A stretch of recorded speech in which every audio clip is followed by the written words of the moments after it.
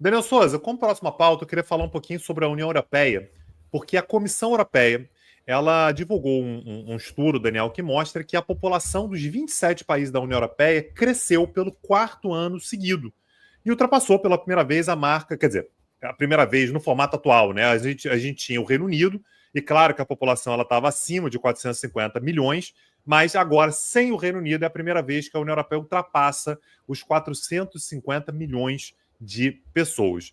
Isso vai um pouco na contramão do que a gente tem imaginado com relação à Europa, né, Daniel? A gente vem falando muito sobre países cuja população vem decrescendo. E, de fato, Daniel, quando a gente fala sobre aquilo que a gente chama de saldo natural da União Europeia, ele é negativo, ou seja, quem já está na União Europeia, né, quando você pega a população, a tendência é que o número de mortes supere o número de nascimentos a cada ano. Ora, como é que pode ter tido um crescimento da população se morre mais gente do que nasce? E a explicação, naturalmente, Daniel, é os imigrantes. A gente está falando, Daniel, sobre, em 2024, um desequilíbrio negativo de 1,3 milhão de pessoas, ou seja, morreram 1,3 milhão de pessoas a mais do que nasceram. No entanto, ao longo desse mesmo período, nós tivemos uma entrada líquida de 2,3 milhões de pessoas. Ou seja, nós acabamos tendo no cômputo total, no cômputo final, um crescimento da população na casa de 1 milhão de pessoas nesses 27 países da União Europeia. Isso mostra como é que a migração é importante, né, Daniel? A gente tem ouvido muito falar, migração, tem que parar, e aí você tem, de fato, vários países que estão se movimentando cada vez mais para limitar a migração, mas o crescimento populacional é fundamental. A União Europeia ter um decréscimo da população é mortal para a economia ao longo dos próximos anos. Vai crescer cada vez menos, vai ser um problema.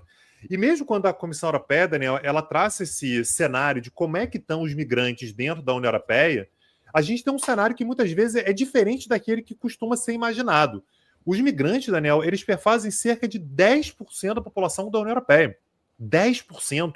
Para ter essa quantidade de discussão, Daniel, às vezes dá a impressão que são 40%, 50%, né? A gente está falando de 10%. Então, nesse momento, são cerca de 44 para 45 milhões de pessoas na União Europeia que não nasceram na União Europeia. E outro dado que chama atenção também, esses 10% da população, eles estão muito concentrados em 4 países apenas. A Alemanha tem cerca de 17 milhões de imigrantes, a França tem pouco mais de 9 milhões de habitantes, a Espanha está por aí também, 8,8 milhões de imigrantes, e a Itália tem 6,7 milhões de habitantes. Então, esses países, Daniel, esses 4 países, eles concentram grande parte dos migrantes. O que mostra, Daniel, que muitas vezes essa discussão que é feita em países menores, mais isolados, que a migração é um perigo e tudo, são países que normalmente têm contingentes populacionais, de fato, muito pequenos. A gente tem também, Daniel, isso é um outro dado interessante, 29,9 milhões de expatriados europeus, ou seja, cidadãos da União Europeia que vivem fora dos seus países de origem, e cerca de metade desses que vivem fora dos países nos quais nasceram, vivem em outros países da União Europeia, cerca de 14 milhões de europeus que residem na União Europeia, mas fora do país no qual viveram. E mais um dado, né, que chamou atenção também, apenas 6 países da União Europeia, dos 27, apenas 6 países da União Europeia apresentaram crescimento populacional positivo, descontando os migrantes. Descontando os migrantes. Então, apenas Irlanda, França, Chipre, Luxemburgo, Malta e Suécia.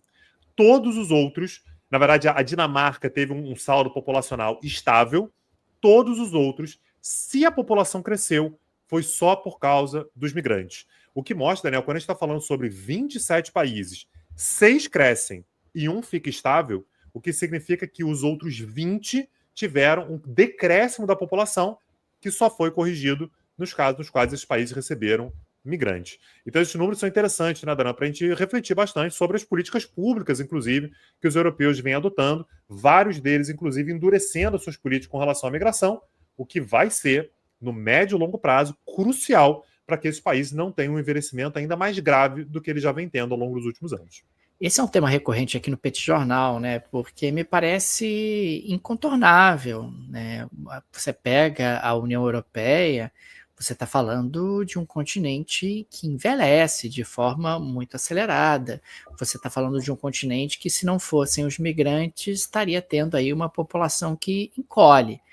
E, portanto, os diferentes governos ficam numa situação muito complicada, porque, de um lado, eles são pressionados a fechar a porta, não deixar os migrantes entrarem no seu território, porque essas pessoas são diferentes, não quero elas aqui, etc.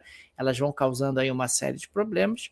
Mas, por outro lado, se eles não deixam essas pessoas entrarem, eles paralisam a economia. Quem é que vai trabalhar realmente nos mais diferentes setores? Existem setores inteiros que dependem dessas pessoas.